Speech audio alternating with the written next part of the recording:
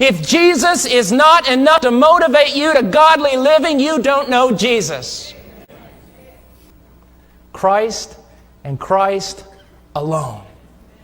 No one else. I have need of nothing else. It is well with my soul.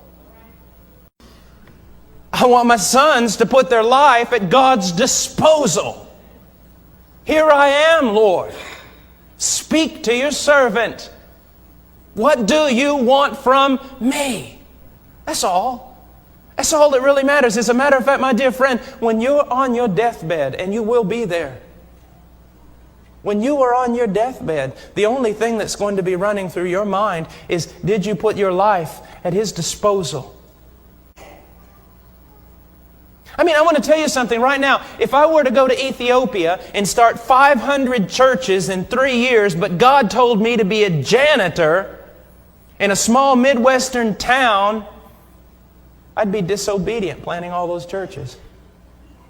It's not to do great things. It is to obey God. It is to put your life at His disposal, and that is it. Isn't it simple?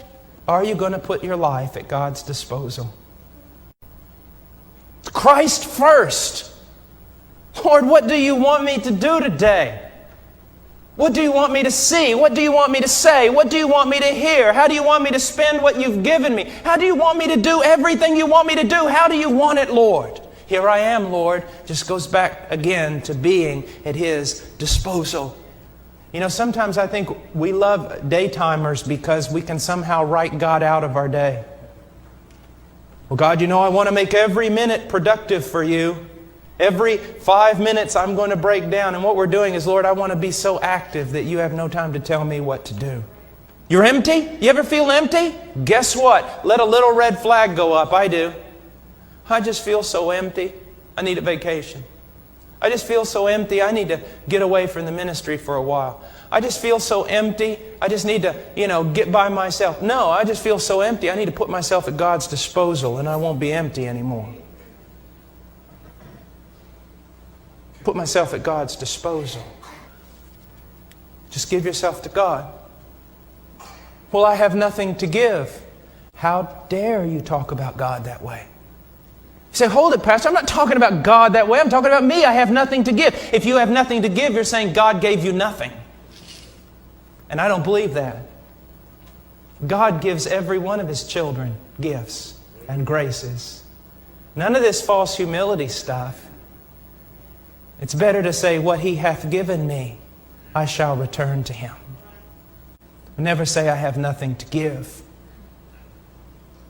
Never. Never. False humility is a great destroyer of many things.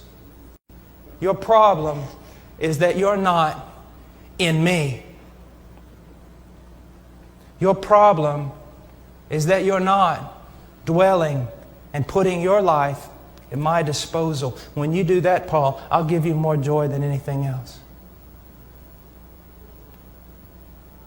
And that's something you all need to understand. We all need to understand. It's not where we are. It's who He is and our relationship to Him. That is something very, very important. I want you to know most of you are striving to be happy, and that's not necessarily bad. You're just doing it totally the wrong way. The times that I have died to self, been very few.